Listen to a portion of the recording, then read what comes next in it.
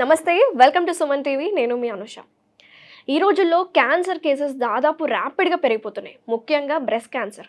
According to recent survey ప్రకారం 2022లో దాదాపు 2 లక్షల కేసెస్ బ్రెస్ట్ క్యాన్సర్స్ నమోదయ్యాయి. దీనికి కారణాలు ఏంటి? దీనికి ఎర్లీ డిటెక్షన్ అండ్ ప్రివెన్షనే చాలా అవసరం అని చెప్పుకొస్తున్నారు. మనతో పాటు ఉన్న ప్రముఖ senior consultant gynae oncologist doctor Sai Lakshmi Diana గారు ఉన్నారు. మేడంతో మాట్లాడి కంప్లీట్ డీటెయిల్స్ తెలుసుకుందాం. నమస్తే madam.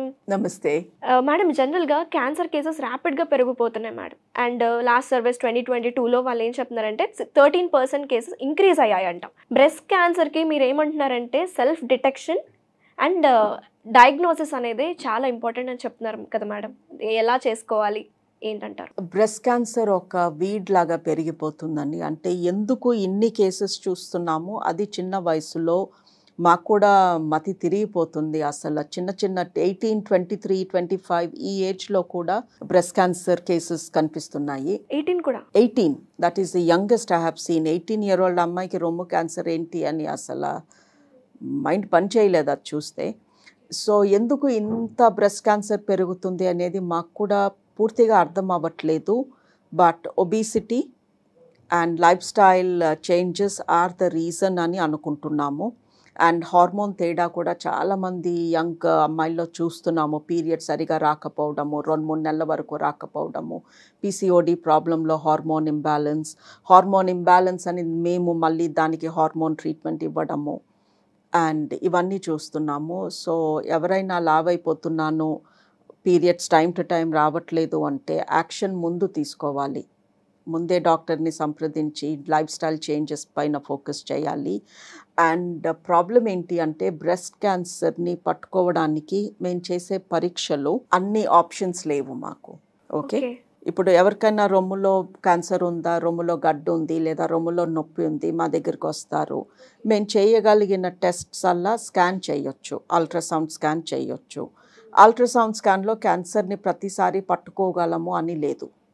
So ultrasound is not the best test. Mammogram చేయొచ్చు, మ్యామోగ్రామ్లో క్యాన్సర్ ఉంది అని ఈజీగా తెలిసిపోతుంది. బట్ ద ప్రాబ్లం ఏంటి అంటే మ్యామోగ్రామ్ చేసినప్పుడు బాడీలోకి ఎక్స్రేస్ వెళ్తాయి. ఆ ఎక్స్రేస్ మూలంగా రేడియేషన్ డ్యామేజ్ జరగవచ్చు. సో ఈ మ్యామోగ్రామ్ అనే పరీక్ష ద్వారా క్యాన్సర్ ఉంటే పట్టుకుంటాము, బట్ ఆ టెస్ట్ మూలంగా రేడియేషన్ బాడీలోకి వెళ్తుంది. అండ్ మూడవ విధానము ఎంఆర్ఐ స్కాన్. ఎంఆర్ఐ స్కాన్ చాలా ఎక్స్పెన్సివ్ ఉంటుంది. అండ్ ఇంకొక ప్రాబ్లం ఏంటి అంటే ఎంఆర్ఐ స్కాన్లో క్యాన్సర్ కానిది కూడా క్యాన్సర్ లాగా అనిపించవచ్చు, because everything is very magnified. అంటే ట్యూమర్ లాగా అనిపించవచ్చు అంటారా? రొమ్ములో కొవ్వు చాలా ఉంటుందండి. రొమ్ములో 90% కొవ్వే ఉంటుంది. ఆ కొవ్వులో ఏదన్నా చిన్న గడ్డ ఉన్నా అది కొవ్వు గడ్డ లేదా క్యాన్సర్ గడ్డ అని ఎంఆర్ఐలో ఒక్కొక్కసారి మనకి తెలవదు. గడ్డ పెద్దగా మ్యాగ్నిఫై అయిపోయి కనిపిస్తుంది. సో అల్ట్రాసౌండ్ సరిగా డిటెక్ట్ చేయదు. మ్యామోగ్రామ్ డిటెక్ట్ చేస్తుంది, బట్ మ్యామోగ్రామ్లో ఎక్స్రేస్ ఉన్నాయి. ఎంఆర్ఐలో క్యాన్సర్ కాంది కూడా క్యాన్సర్ లాగా కనిపించవచ్చు. సో మా డాక్టర్స్కి కూడా ఇప్పుడు ఎవరైనా రొమ్ములో నొప్పితో గడ్డతో వచ్చినప్పుడు కొంచెం చేతులు కట్టేసినట్టు అనిపిస్తుంది. అండ్ ప్రతి ఒక్కరికి ఇలా టెస్టులు చేస్తూ పోలేము. అండ్ 90% రొమ్ములో గడ్డలు, రొమ్ములో నొప్పి కొవ్వు మూలంగా. ఓకే, బికాజ్ ఈ రొమ్ములో కొవ్వు కొంతమంది గట్టిగా ఉంటుంది. గట్టిగా కొవ్వు ఉన్న వాళ్ళకి పీరియడ్స్ ముందు విపరీతంగా రొమ్ములో గుచ్చినట్టు రకరకాల నొప్పులు వస్తూ ఉంటాయి. పీరియడ్ అయిపోయాక తగ్గిపోతుంది. సో రొమ్ములో నొప్పి క్యాన్సర్ మూలంగానో తెలియదు, కొవ్వు మూలంగానో తెలియదు. పోనీ ఏదైనా ఈజీగా టెస్ట్ చేద్దాము అంటే టెస్ట్స్కి ఆప్షన్స్ లేవు. మరి ఏం చేయాలి మేడం అయితే? సో ఈ రొమ్ము క్యాన్సర్ బారిన పడకుండా ఉండాలి అంటే లైఫ్ స్టైల్, లావ్ అవ్వకుండా చూసుకోవాలి, రెగ్యులర్లీ ఎక్సర్సైజ్ చేయాలి, పీరియడ్స్ టైం టు టైం వచ్చేలాగా బాడీని హెల్తీగా ఉంచుకోవాలి. పీసీఓడి ప్రాబ్లము, హార్మోన్ ఇంబ్యాలెన్స్ ఇవి ఉన్న వాళ్ళు ట్రీట్మెంట్ సరిగా తీసుకుంటూ ఉండాలి. అండ్ రొమ్ము క్యాన్సర్ పొరపాటున వస్తే దాన్ని ముందే పట్టుకోవాలి అంటే మన రొమ్ముని మనమే ప్రతి నెల ఒక 5 నిమిషాల పాటు చెక్ చేసుకుంటూ ఉండాలి. దీని ద్వారా ఏదన్నా మార్పు జరుగుతుంటే అది మనకి ముందే తెలిసిపోతుంది.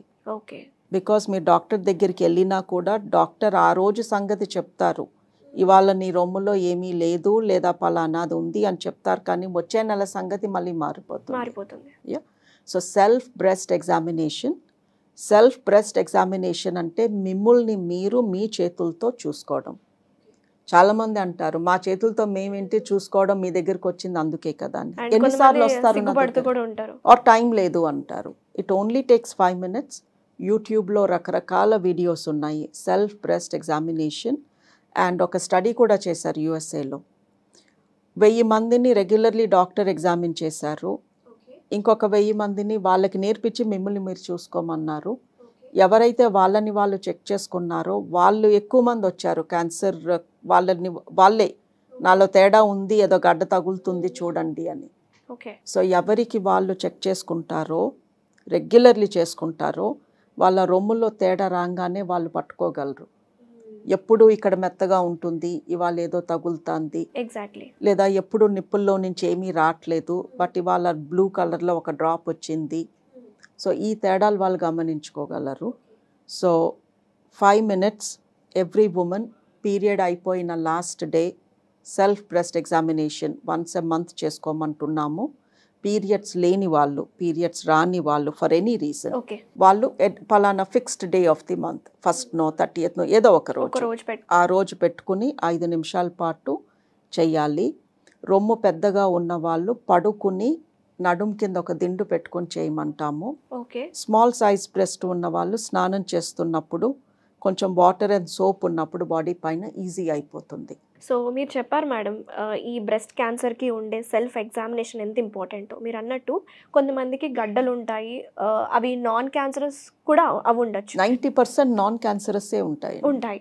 సో కొంతమందికి పస్ అని చెప్పారు కదా మేడం, బ్లూయిష్ డిశ్చార్జ్ అనేది అదే ఉంటుందా, ఇంకా వేరే అదర్ కలర్స్ కూడా?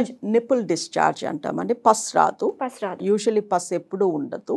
బట్ చాలామంది లేడీస్కి నిప్పులు ఒత్తితే ఒక వాటర్ డ్రాప్ లేదా వాటరీ మిల్క్లో వాటర్ కలిపితే లైట్ ఎల్లో కలర్ లాంటి లిక్విడ్ వస్తుంది. That is very common. అది క్యాన్సర్ లక్షణం కాదు. బట్ ఈ నిప్పుల్ డిశ్చార్జ్ నల్లగా కానీ brown colour, red colour, pink colour వస్తే అప్పుడు కూడా క్యాన్సర్ అనేమీ కాదు. బట్ ఖచ్చితంగా వచ్చి చూపించుకోవాలి. అంటే పాల ట్యూబ్స్లో ఏదో తేడా ఉంది అని. క్యాన్సర్ వచ్చేది ఉంటే పాల ట్యూబ్స్లో వస్తుంది, కొవ్వులో రాదు. సో ఈ కొవ్వు గడ్డ ఉన్న వాళ్ళందరూ రిలాక్స్ అవ్వచ్చు, బికాజ్ అది క్యాన్సర్ కింద మారదు. బట్ నిప్పుల్ డిశ్చార్జ్ ఉన్నా లేదా రొమ్ములో గడ్డ ఉండి ఆ గడ్డ కదలకుండా ఎవరో సిమెంట్ వేసినట్టు టైట్గా ఫిక్స్ అయిపోయి రొమ్ములో గడ్డ ఉండి అది నొప్పిగా లేదు అనుకోండి, ఆ గడ్డ కదలట్లేదు బట్ నొప్పి కూడా లేదు అంటే అది క్యాన్సర్ గడ్డ అయ్యే ఛాన్స్ ఎక్కువ. ఓకే. ఈ కొవ్వు గడ్డలు నొప్పి ఉంటాయి, పీరియడ్ ముందు పెరుగుతాయి, పీరియడ్ అయిపోయాక కొంచెం మెత్తబడతాయి, అవి క్యాన్సర్ గడ్డలు కావు. నిప్పుల్లో నుంచి బ్లడ్ లాంటిది ఏది వచ్చినా కూడా వచ్చి చూపించుకోవాలి. నిప్పులు లోపలికి వెళ్తున్నా అది క్యాన్సర్ లక్షణం అంటాము. బట్ లోపలికి వెళ్ళాక మళ్ళీ బయటికి రాదు. కొంతమందికి లోపలికి వెళ్తుంది, బయటికి వస్తూ ఉంటుంది, అది వాళ్ళ బాడీ లక్షణము. బట్ లోపలికి వెళ్ళిన నిప్పులు మళ్ళీ బయటికి రావట్లేదు అనుకోండి, అది క్యాన్సర్ లక్షణం. It is a sign of cancer. Breast రొమ్ము పైన స్కిన్ మెత్తగా ఉండకుండా కమలాకాయ తోల్లాగా థిక్గా ఉంటే అది కూడా క్యాన్సర్ లక్షణం. సో చాలా క్లియర్గా ఎక్స్ప్లెయిన్ చేశారు మేడం, అసలు బ్రెస్ట్ క్యాన్సర్కి ఉండే లక్షణాలు ఏంటి. సో సెల్ఫ్ ఎగ్జామినేషన్ అనేది ఎంత ఇంపార్టెంట్, ప్రతి మహిళకి సెల్ఫ్ ఎగ్జామినేషన్ చాలా ఇంపార్టెంట్ అని చాలా డీటెయిల్గా చెప్పారు madam. Thank you so much ma'am. Thank you. Suman టీవీలో మీ పర్సనల్ అండ్ బిజినెస్ ప్రమోషన్స్ కోసం కింది నెంబర్కి కాంటాక్ట్ చేయండి.